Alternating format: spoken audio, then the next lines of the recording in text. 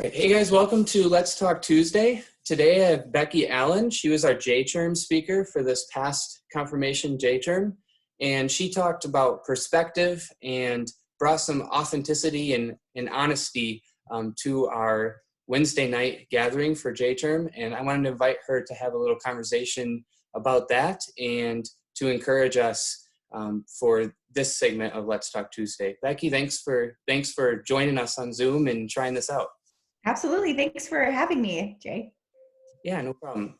So, as I referenced at the J-term talk, you helped us realize that we're not alone in some of the real things of life. Mm-hmm. And right now, we're in the middle of a pandemic. Life has changed. Before we started recording this, we said we're kind of in a community of unknown where we all aren't sure what's going on right now. That can bring up some of those real things too, anxiety, things like that. What are some thoughts that you have of how we can kind of work through that and live into where we're at right now? Yeah, great question. I think one of the things that's so unique right now is we're all walking through the same thing. I mean, I think I heard a quote. It said we're not all in the same boat, but we're in the same storm. Yeah. And so there's some commonality in our discomfort, in our aloneness, in our perspective, and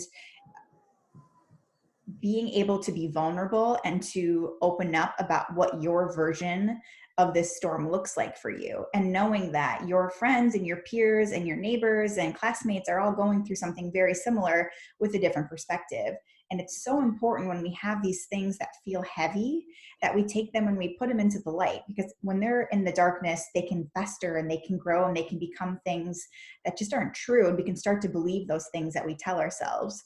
And so by being vulnerable and opening up about what we've got that's going on, and being able to find a couple trusted friends to share, like, this is hard and this is what I'm struggling with, to find some community within that is really important. Yeah. And one of the things that I've talked about with our youth, and I know you said it on that Wednesday night in different ways too, but that's actually courage and strength and not weakness to tell someone where you're at. What are some thoughts on kind of encouraging us? I think we even do it, right? Encouraging us to step into that and realizing that that's strength. Such a great question, because it feels very counterintuitive. And when I'm feeling like that, I try to think about friends that have come to me and have been really brave about opening up about something that they're struggling with or that's been really difficult for them, and how I received that. I always felt so honored. I felt so grateful that they would open up and speak to me. And I never thought less about them. I thought more, and they became more of a real person to me when I saw their struggle. It made their like story sort of come to life for me. And so I really would encourage people to do the same thing, and to think about when people come to you, how grateful you are for that, and to be reminded that the person that you're opening up to is going to be really respectful and glad that you did as well. Awesome. So one of the things that I know for me, I remember it's hard for me is actually something that you said, and you had a rope, a piece of tape on the rope, and you had dots of like, from our perspective, were really big life moments, actually for you personally. Piece of tape was such a small part of that overall rope. I'm kind of setting you up, but do you think that is just as true even for a situation that like we can't even see beyond right now? 100%. The thing that's interesting about being in this right now is that we don't know where the end line is. We don't know the distance of race that we're running. So it's hard to know how to pace yourself or how to wrap your mind around a timeline, right? Because I've had a couple friends say to me, like, I don't mind all of the changes, but I wish they would just say, this is the final date, and then things will be normal. And we just don't know. And so even in this space where we don't know what the end looks like, we don't know what's going to happen I try to think about the uncertainty I've traveled before, and it's life is really about living in that uncertainty. There's going to be cycles and phases of that we're going to be constantly facing throughout our life of different situations. And so taking those things from our past and building on them. So last time you sat in an uncertain situation, maybe it was waiting to hear back on a test score, or waiting to resolve, a conflict with a friend, or a relationship that didn't turn out the way we had hoped it would. What did you learn when you sat in that uncertainty? I think uncertainty is where God meets us. I mean, it's such a great teacher, because we have no choice but to focus on God and to rely on his strength, because there's really no other options. And so when we're able to shift our focus to him and build on how he saw us through in the past, we can start to see that pattern emerge no matter the situation. So a final question. We talked a lot about how you can go to somebody, how you can work through these things on your own. What encouragement would you give to somebody who is receiving these things? As if for someone that's coming to talk to you and confiding in Yeah. you? Yeah. If you're the person that's being confided in. Great question. Being a great listener.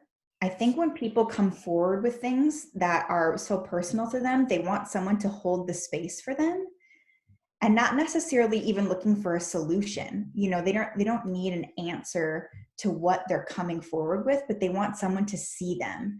And so being a great listener, and not trying to solve the situation, but sit in the situation and just say, I'm sorry, it's hard, it's not fair.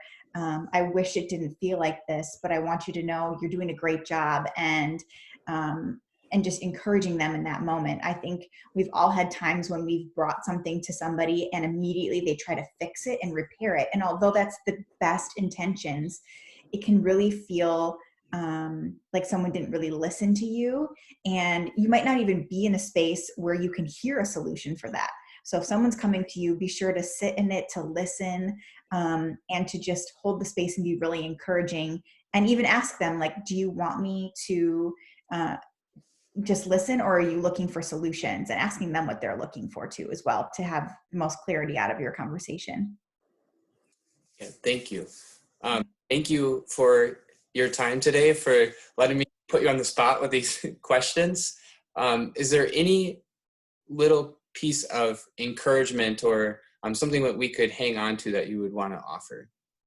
Yeah, definitely. I think the one thing I've been really reflective on in this time is everyone's sort of in a different state of grieving, because our plans, our calendars, just our life has been disrupted. And so when something changes so greatly, there is like a grieving process where we're sad and frustrated and confused, and that's okay.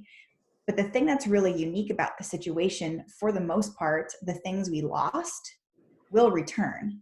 And so taking this time to be really grateful about and mindful of just paying attention to like where those tender spots are that we really miss what we used to have.